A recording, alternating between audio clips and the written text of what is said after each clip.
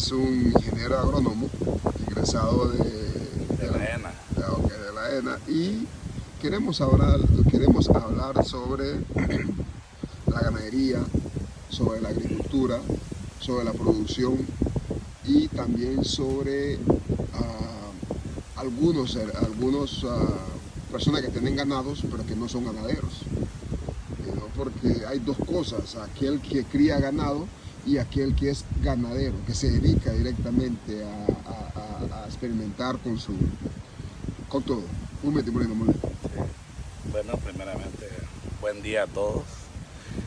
Pues el tema me resulta un poco interesante, ya que en la zona tenemos grandes oportunidades para producir en gran escala, Sí. siempre y cuando contemos con la asesoría que es pertinente, ¿verdad?, para realizar las actividades. Lo que tú dijiste es muy cierto, hay muchas personas que tienen ganado, No entienden. pero no son ganaderos, Exactamente. sin que lo tomen a mal. Ya. El hecho está de que ser ganadero corresponde, hay un dicho que dice que la vaca no da leche. Se toma la metáfora de, enfocándonos en que la vaca, si uno no se despierta a las 4, 3, 2 de la mañana a moverla del corral donde está, a moverla del potrero donde está, para llevarla al corral o al chiquero que le dicen algunos, para realizar todas las actividades que van contigo a la que la vaca descargue la leche. Si uno no hace eso, la vaca no va a dar leche, sin que no interfiera la mano humana o el hijo de ella, la cría, ¿verdad? Entonces muchas veces aquí pensamos de que por tener 10 vacas ya somos ganaderos y que se los tiene que respetar como tal. Sin embargo, no sabe ni siquiera cómo lazar un animal, no sabe que hay que apartar los terneros para poder tener leche el día siguiente, no sabe que hay que desparasitar, que hay que vitaminar, que hay que alimentar el ganado, porque no solo es de soltarlo a un potrero y qué tal que no haya pasto ahí. Entonces son muchas actividades que influyen para ser, muchos requisitos que influyen para ser ganadero. Otra de las cosas que, por ejemplo, estamos en tiempo veraniego, creo que vamos cerca de 2 meses que no está lloviendo. La gente que tiene ganado en la parte arenal están sufriendo ahora mismo, y lo que tienen ganado en la parte de tierra es un poco diferente, ¿no? Todavía le queda un poco, pero si sigue ese mismo ámbito ya estaríamos en problema. ¿Por qué los ganaderos de Colón no siembran su propio pasto y lo almacenan, y que en tiempos difíciles se lo dan a los animales? ¿Por qué no? Bueno, primeramente, antes de tener animales, antes de ser ganadero, uno tiene que ser agricultor. Esa es la base. ¿Por qué? Porque si usted no sabe lo que es el manejo de una pastura, no sabe lo que es la rotación de un potrero, de la nutrición de un pasto, porque yo puedo darle un pasto, pero pueda que no esté nutriendo lo suficiente al animal. Desafortunadamente, en el departamento de Colón se manejan muy poco lo que son las técnicas o las medidas que se toman para evitar entrar en esos problemas donde hay ausencia de alimentos. Entonces hay tantas alternativas, tenemos el silo bolsa, tenemos el silo estilo búnker, tenemos otros alimentos suplementarios que nos pueden ayudar con esto. Y el problema es de que solo nos acordamos de que tenemos ese problema cuando estamos en el problema. Pero mientras está lloviendo y las pasturas están bonitas, nadie se acuerda. ¿Qué es lo que pasa, por ejemplo, en el departamento de Olancho? Que tiene un clima o una temperatura similar a la de Colón. Recordemos que somos vecinos. Sí. Esa gente en temporada de lluvia se prepara. Esa gente siembra maíz, almacenan agua, hacen pilas para almacenamientos, tanques, hacen silos, hacen de todo tipo, porque saben que va a llegar una temporada crítica. ¿Y qué es lo que pasa? Esa gente llega a esa temporada crítica, que es la actual en la que estamos, y no tienen problemas. Y si tienen problemas, se amortigua porque ellos se prepararon antes. Entonces creo que a nuestra gente le falta un poquito actualizarse, dejar las viejas metodologías. Y tú mencionaste algo de producción. Aparte de la producción existe algo que se llama productividad, que es producir lo mismo o producir más en la misma área. Sí. ¿Me entiendes? O sea que un ejemplo para que sea más claro, si de 10 cocos tú sacabas una botella de aceite, al aumentar la productividad de esos mismos 10 cocos, utilizando las técnicas que son sacar botella y media a 2 botellas. Así se transfiere la productividad. O sea que y para entrar a términos ganaderos, o sea que si tú tienes una vaca que solo te da 3 litros, pero tú mejoras las áreas y todo el manejo, entonces la vaca que te daba 3 litros ahora te da 6, te da 9. O sea, aumentamos la productividad en el mismo animal. Con respecto a la agricultura en la zona, es un tema un poco delicado delicado y a la vez un poco que tiene solución, porque en Limón tenemos varios tipos de suelos. O sea, tú caminas para la zona de Malaguas y tú encuentras suelos arenosos. Okay. ¿Cuál es el pH de esa área por allá? pH, mucha gente no lo entiende, es el... Bueno, el pH... Explícalo para que así la gente... Para no entrar en términos tan profundos que sean difíciles de comprender, cada planta requiere de un tipo de suelo y un tipo de pH. Exactamente. Generalmente el pH es el potencial de hidrógeno, que por decirlo así es el alimento que se encuentra disponible en el suelo para las plantas. El pH ideal para una planta tiene que estar entre 6.5, 7, para que esté en el medio, exactamente. Que no sea tan ácido, tampoco tan... Algunas plantas requieren, como el arroz, algunas plantas requieren de pH ácido, lo mismo que el pino, ¿entiendes? Cada planta se va acomodando a su necesidad. Y por ejemplo, la arena, ¿cuál es el pH de la arena? Ok, el pH varía mucho. O sea, por el hecho de ser arena no puedo decirle que es un pH tanto. Habría que hacer estudios para determinar qué tipo de pH tiene. Pero si nos vamos a la parte de producción, me imagino que te refieres a qué tipo de plantas se pueden establecer.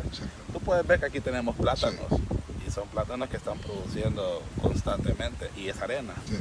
Que estamos a unos 120 metros de la costa del mar. Del océano. Entonces, pero ¿qué es lo que pasa? Mi mamá, porque tengo que atribuírselo a ella, no es algo que yo he inventado, ella recicla todo: el agua de la lavadora, el agua de la pila, el agua del lavabo, el agua del lavamanos del baño. Todo eso se recicla y se riega en el patio. Y en esa zona donde se riega en el patio están sembrados los plátanos. Porque los plátanos, en sí, todas las musáceas que incluyen los plátanos, la chata, el picapín, todo eso, ellos requieren de altas concentraciones de humedad. Ellas se adaptan a varios tipos de suelos, pero requieren mucha humedad. ¿Me entiendes? Entonces, en el caso, no sé si tú te diste cuenta que yo tuve un huerto. Que actualmente lo estoy volviendo a reactivar. Llegué a tener chile, tomate, pepino, sandía, melón, papaya, o sea, y todo eso sembrado en arena. Entonces no se puede decir ¿Cómo tú haces? Por ejemplo, tú hacías un fertilizante orgánico. Así es.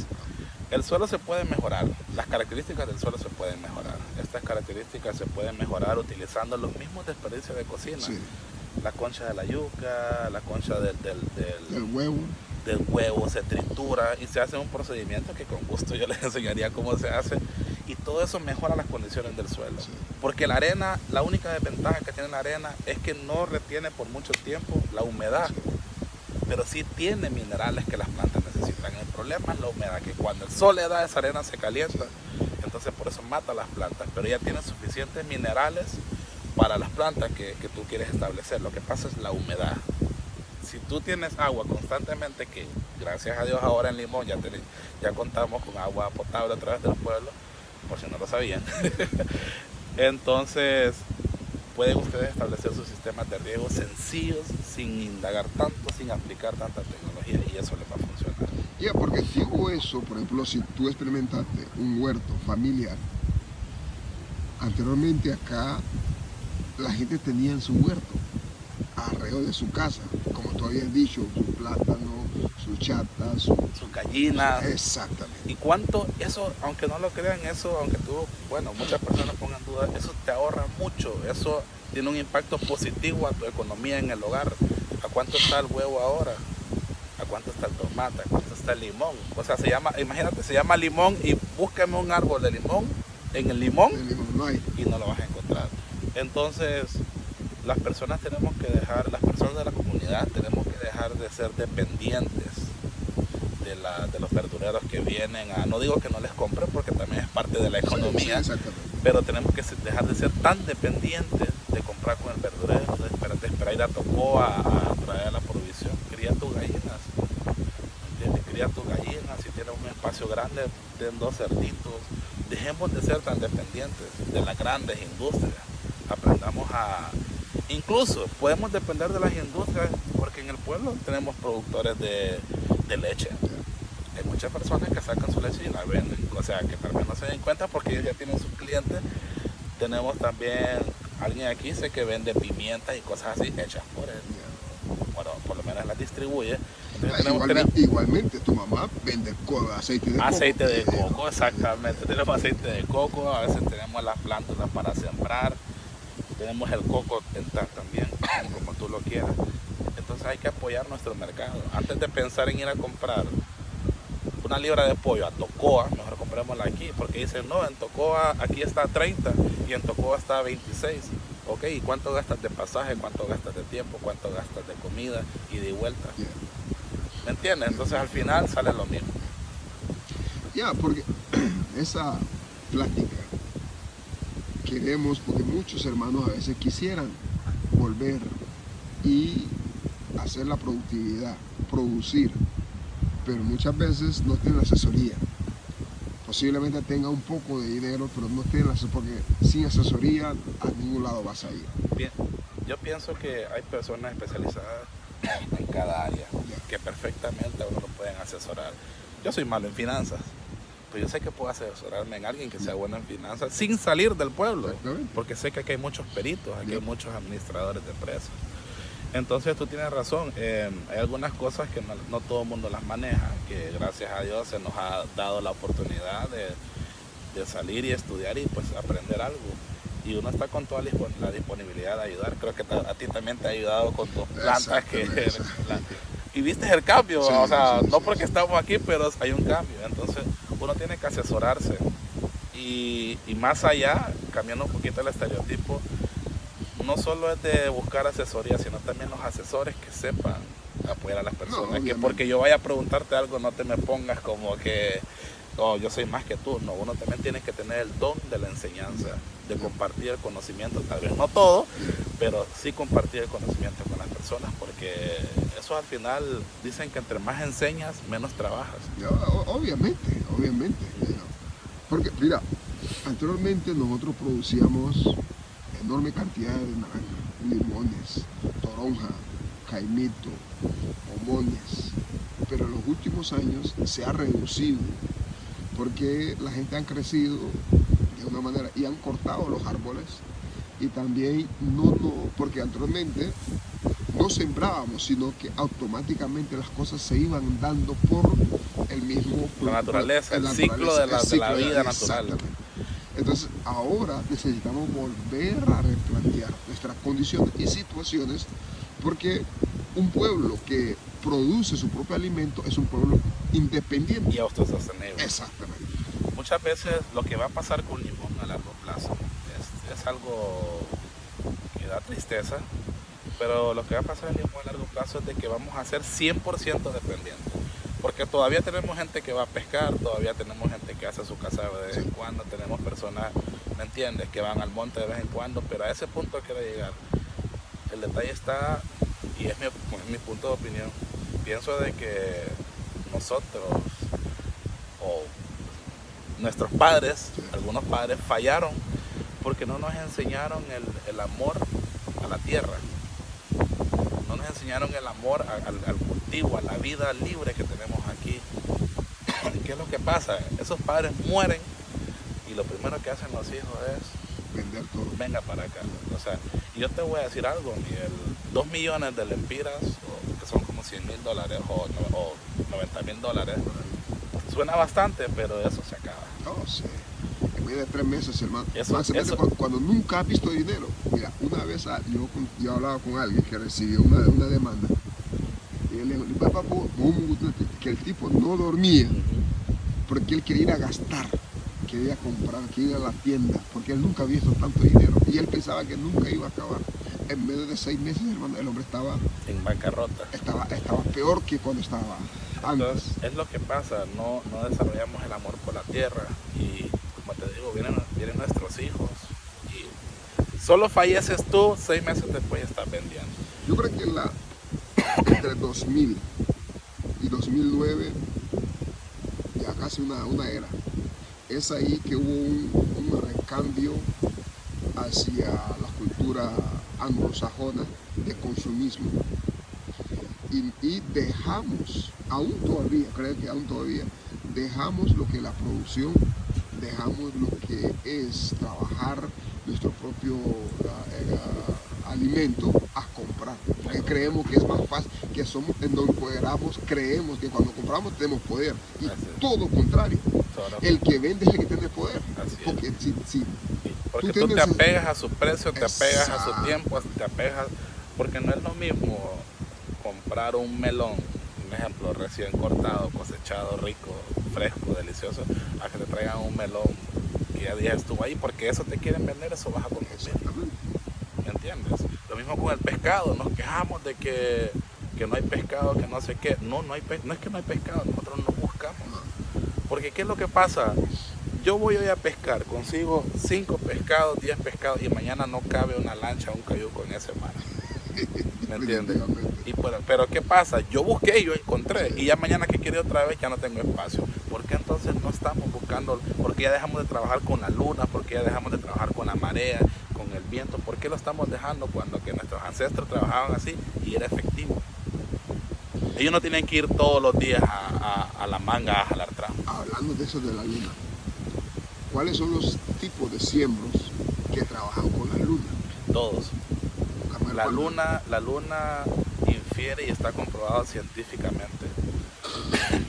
Desafortunadamente en las universidades no te profundizan eso porque ellos son más prácticos, ellos son más técnicos. No descartan el hecho de que funcione con la luna, pero no se toman el tiempo de enseñarte, ¿no?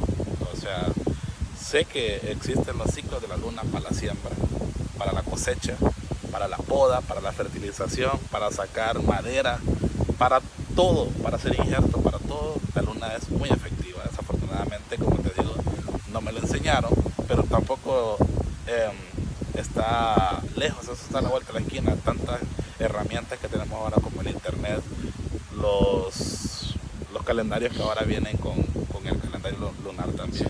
Entonces todo eso te puede servir. Pero todos los cultivos dependen de la luna. Todas las actividades que tú hagas dependen de la luna. Porque hay cierta, por ejemplo, estaba escuchando un youtuber, porque no me gusta nada. Desde que aquella vez que empezamos a sembrar las plantitas esas ahí, me empecé a interesar cómo fertilizar, cómo podar, cómo darle crecimiento. Porque casualmente acabo de hacer un fertilizante hice 2 tipos. Hice uno con cáscara de huevo, sábila y un poco de arroz. Eso es para que las plantas puedan dar para florecer. Hice otro que es con estiércol de vaca, con ¿cómo se llama? La cosa de la leña, ceniza. La ceniza y un poco de café. También, ese también, porque trae mucho ¿cómo se llama?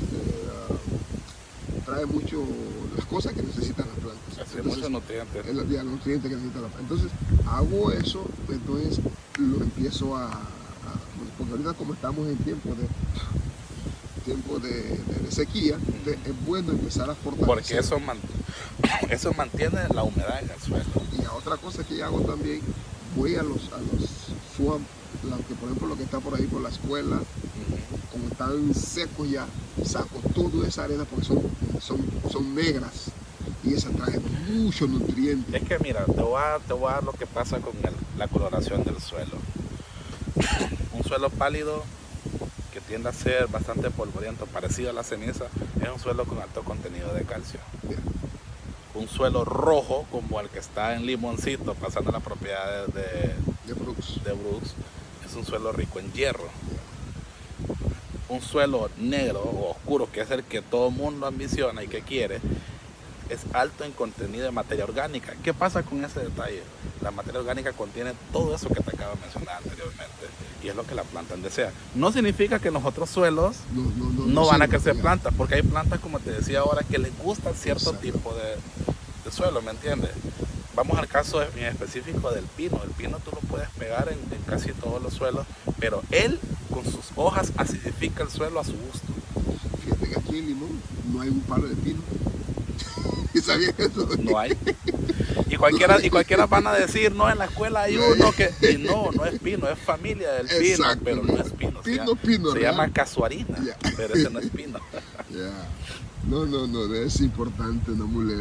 Quería hablar contigo sobre eso y lo que queremos es, para los hermanos que todavía tienen su terreno, cómo trabajar la tierra, cómo preparar el terreno, cómo fertilizar el terreno, independientemente de qué vas a meter ahí, si vas a meter arroz, si vas a meter ganado, si vas a meter gallinas, si vas a meter cabros, pero hay que trabajarlo.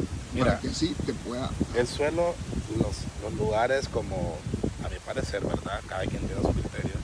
Los lugares como Malaguás, los lugares como Mazicales es un poco pantanoso. Habría que probar con el arroz qué tal se da, pero recordemos que está la salinidad también. O sea, hay que ver esos parámetros, a ver cómo está ahí. Pero si trabajas en la Loupa, yo creo que puede trabajar ahí en Mazicales. Mira, el suelo puede cambiar de un paso a otro.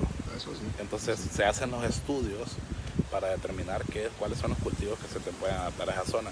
Pero yo, por ejemplo, las personas que tienen esos grandes arenales que difícilmente se pega el Mombasa o se pega el Becaria, cualquiera de esos, ¿por qué no destinar eso para otras explotaciones pecuarias? Una finca, una porqueriza. Sí. Es arena, o sea, un galpones para aves.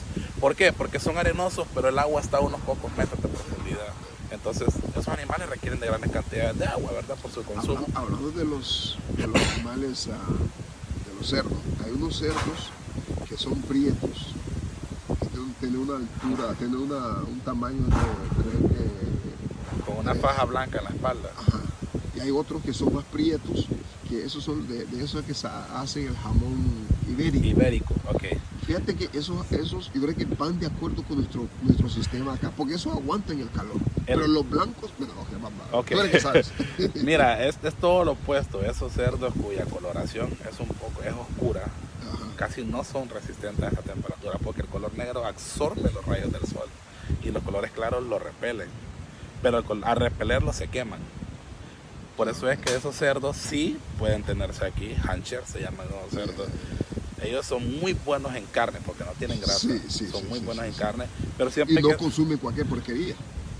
Pero hay que estar al día con ellos con la cuestión de la temperatura porque casi no resisten las temperaturas altas.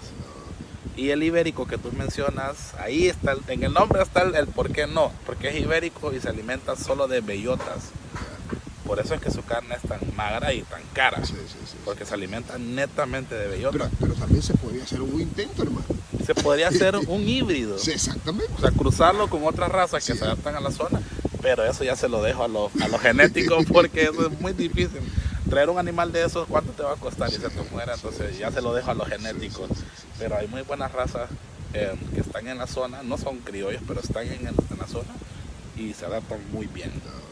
Y te mencionaba estos lugares de Malaguás y Mazicales para establecer esos animales porque uno está retirado del pueblo porque está en la ley de que uno no puede tener las grandes explotaciones. No es que no puedas tener 2 cerditos, pero las grandes explotaciones tienen que estar a mínimo en un radio de 2 kilómetros de la comunidad más cercana. Y creo que esas zonas son las mejores, las más óptimas. 2, la facilidad de encontrar agua. 3, el área que es lo suficientemente grande.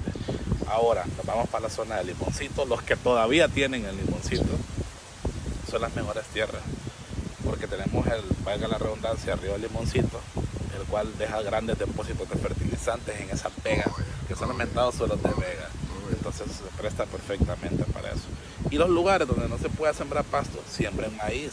No importa que no llegue al punto, como decimos nosotros, que queremos de corte, con tal sirva para hacerlo alimento para el ganado. Porque ahí es donde nos equivocamos, que pensamos que el maíz tiene que ser gigante. Sí, sería bueno porque hay más masa, pero con tal llegue a una altura adecuada para cortarlo y y luego repetir el ciclo y volver a sembrar y volver a sembrar y volver a sembrar. En un año Porque tú tienes el maíz, me parece, cuando se lo empieza a sembrar, va mejorando el suelo.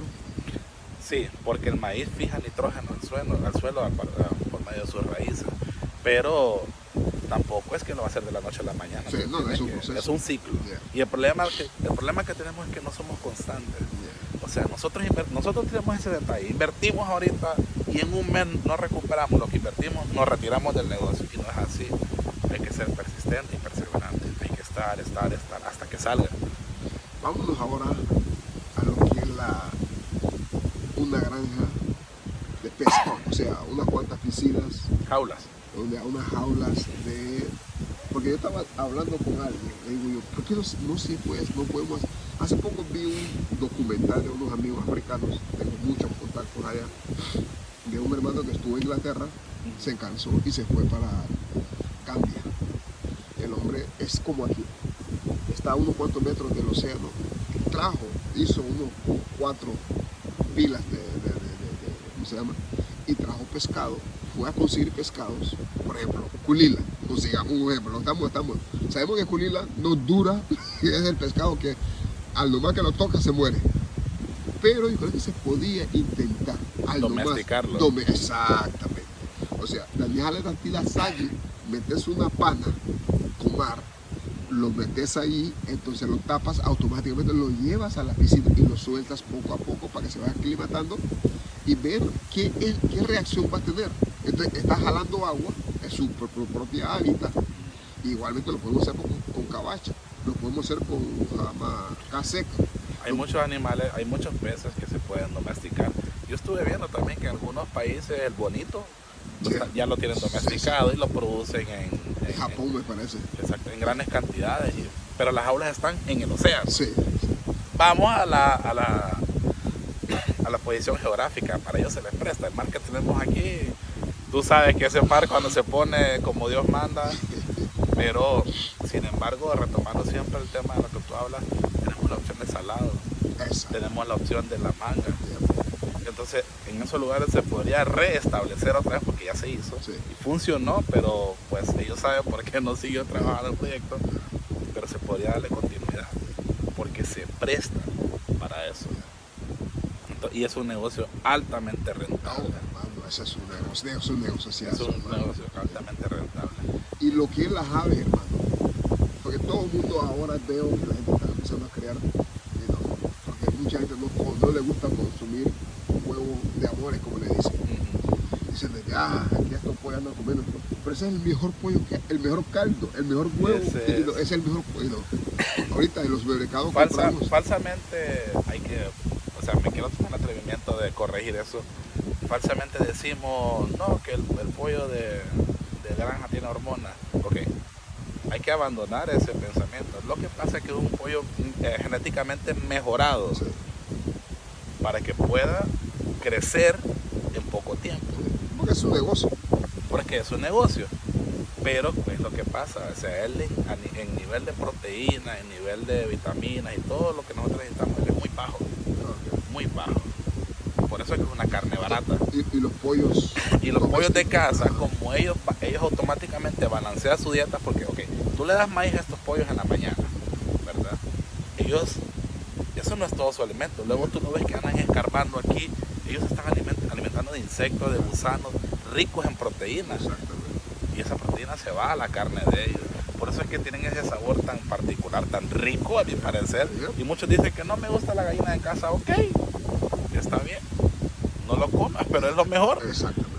¿Me entiendes? Entonces, ese es el detalle. Ellos balancean su dieta.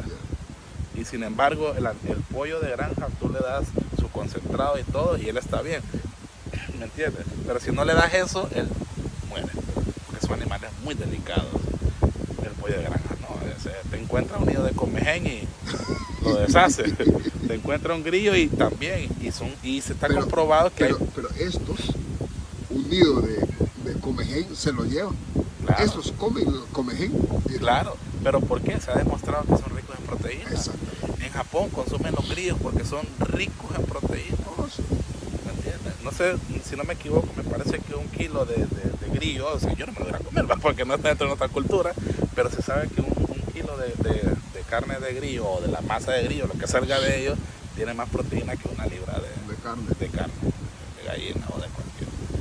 ¿Entiendes? Entonces, vamos a eso. Ajá, y estos pollos se alimentan de eso. ¿Qué te da a pensar? Que ellos también son ricos en proteína. Y si no me lo crees, está sencillo. Cuando uno consume un alimento alto en proteína, lo primero que nuestro cuerpo hace es querer dormir. Por eso la machuca, por eso la sopa de gallina, por eso la sopa de mondongo, porque son altos en proteína.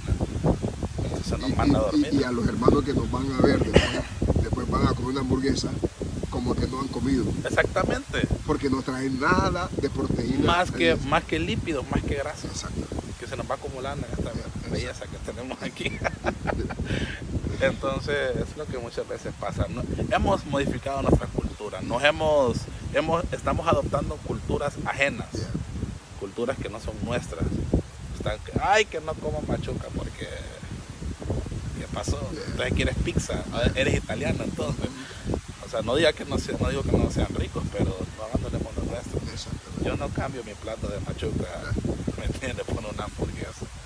Pero no, ha sido muy fructífero, muy interesante lo que has dicho, Namule. Y lo que queremos es los hermanos que quieren invertir, los hermanos que quieren retornar, porque muchas veces trabajar para otro no es fácil, porque hay un momento donde aquel te dice, ¿sabes qué?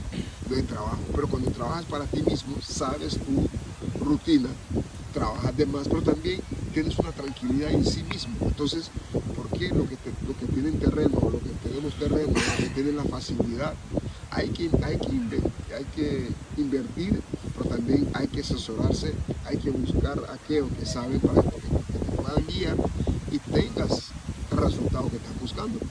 Limón es un diamante en bruto. Limón tiene mucho potencial. Limón, estas personas que tienen, enfocándonos en lo que tú dices, que tienen tierras, que tienen propiedades, tienen animales, okay, dejemos de hacer que una vaca se nos muera para poder destazarla, no. Destinemos este ternero para este fin de semana que va a haber carne en la marqueta, que reactivar la marqueta, invertir otra vez en nuestra infraestructura. Este señor que tiene 2 ovejos, no esperar que un perro se los coma no, matemos este ovejo para que haya carne de ovejo al limón, ¿me entiendes? La producción de carne de ovejo, hermano, o sea, algunos dicen que son gallinos, que comen esto, que esto por acá, pero según dicen que la carne de ovejo es la mejor carne que existe, mejor que la carne de pollo, que la carne de res, carne de puerco. ¿Cierto o mentira? Muy cierto. La carne de ovejo es deliciosa. Pero ¿por qué la gente no lo produce? No lo producen porque no tienen el conocimiento para producirlo. En Olancho hay grandes explotaciones de ovejo y de cabra. La leche de cabra es muy buena. Oh, sí, es la mejor, creo. Exactamente. El ovejo y ambos son excelentes para producción debido a su rápida reproducción. Entonces, ¿qué más dañino que la carne de res? Pues no entiendo por qué dicen de que es mala, no es mala, es muy buena. El detalle está que consumir grandes cantidades en exceso de todo te va a generar algún tipo de mal. Y recordemos que cada quien es diferente. O sea, tú con tus hermanos eres diferente. Aquel tiene los triglicéridos por arriba y tal vez aquel por el azúcar. Entonces uno tiene que adaptarse a la dieta que mejor le convenga. Entonces, como te digo, depende de nuestra cultura y nuestros hábitos alimenticios. Yo creo que hay cosas que debemos de empezar si queremos que el limón, porque ahora mismo veo la productividad que tiene Planeflores y Coteas, hasta Francia está empezando a tener una productividad y nosotros no estamos. Y apoyarnos nosotros, consumir nuestro producto, dejar de ir a consumir a otro lado, consumamos nuestro producto, apoyémonos. Eso es lo principal que tenemos que hacer. Tenemos aquí inversiones Virgilia, ¿verdad? Virginia, Nirisi. Tenemos aquí Nirisi, tenemos Nemocho, consumamos lo nuestro. ¿Por qué entonces, si en Limón no hay nada, por qué entonces el foráneo viene y aquí hace su vida? De aquí sale con carro, de aquí sale con 2 casas, de aquí educa a sus hijos. Lo que pasa, Namule, hay una cosa acá. La mala programación que tenemos. creemos que el foráneo trae mejores cosas y que nosotros no podemos producir. Pero eso es algo muy mal programación. Yo digo así que es por mala programación. A veces cuando llegamos salimos, empezamos a querer nuestra comunidad porque apreciamos lo que hay ahí. Pero cuando estamos acá muchas veces nos olvidamos de lo principal y nos empezamos a hacer las cosas que no debería hacer. Pero es que eso es otro detalle. Tenemos que aprender, uno no solo tiene que poner un negocio ya, como garífuna, hay que aprender a tratar a la clientela, hay que ser responsable, hay que respetar los horarios, tenemos que romper ese estereotipo que tienen de nosotros, porque, y lo he escuchado muchas veces y es feo, de muchos amigos que se van para la ciudad y no los contratan porque dicen, no, es que ustedes son buenos para trabajar, pero apenas está de feria el pueblo y ya se van. Y es cierto. Entonces tenemos que romper eso, y si vamos a emprender en nuestro pueblo, tenemos que aprender algo de atención al cliente. Tenemos que tener más disciplina, tenemos que ser más honestos, ¿me entiendes? Tenemos que cambiar muchas cosas de nosotros para que nuestro negocio, porque dime algo, uno va a una tienda y te atienden, uno le da ganas de regresar porque te atienden bien, pero tú vas a un negocio aquí, no hay nada, ¿qué? Entonces uno es como que, ¿me entiendes? Entonces tenemos que aprender mucho de eso, de atención al cliente, de responsabilidad y de muchas cosas. Y hasta cierto punto, por eso es que los foráneos triunfan, porque saben tratar, saben que está el pisto ahí. No, tú sabes que siempre el emigrante es el que levanta cualquier donde llega porque viene a triunfar, porque no le queda de otro. Así es. Entonces, aquellos que a veces son originarios ven las cosas como, yo ya sé qué es lo que hay. Exactamente. Entonces, ahí está el detalle, como decía Cantinflas. Yo creo que ya con eso terminamos. Unas palabras ya para finalizar la mole. Unas palabras que estudiemos. Hay que estudiar y hay que poner ganas. Y si tú no tuviste la oportunidad de estudiar, pon a estudiar a tus hijos. Sacrifícate porque estudien, porque ¿para qué si después no hay trabajo? No hay como la educación. Lo material se deshace, se pudre, se pierde, pero el conocimiento y el estudio que le diste a tus hijos, eso nunca se olvida. Por eso yo le doy gracias a mi mamá y a mi papá, porque sé que fue una de sus metas y pues aquí estamos. Bueno, ya con eso terminamos.